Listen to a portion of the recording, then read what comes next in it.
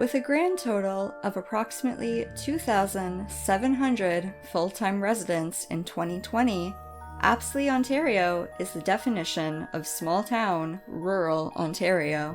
The main cemetery, established in 1878, features multi-generational plots showing just how small the community was and continues to be. One of those multi-generational plots belongs to the McKee family.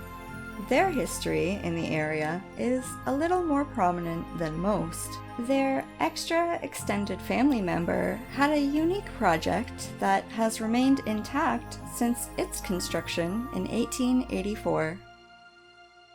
Samuel Edgar was born in Saintfield, Ireland in 1814.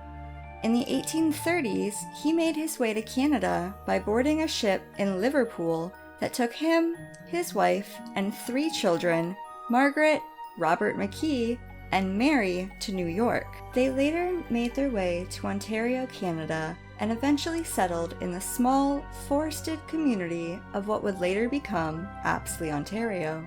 The history of the area is complicated due to its rural location. The area has changed names several times as pioneer landowners formed hamlets which joined to create small villages.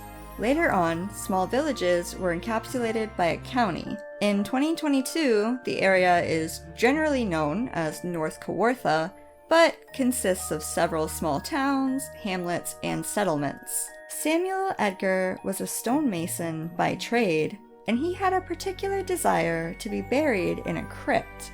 So starting in 1884, he took it upon himself to build one.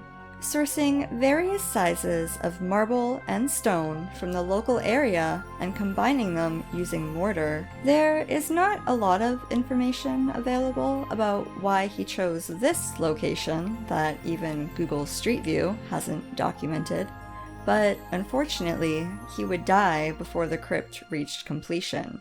Cause of death is listed as kidney inflammation. He was 73 years old.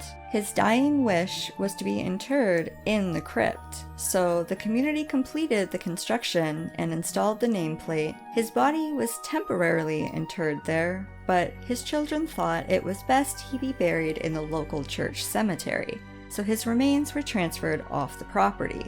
The crypt has sat empty, but intact, ever since, and has remained protected by the Historical Society as a cemetery for over 100 years. Although there is no evidence any other bodies were laid to rest there, as no other gravestones exist.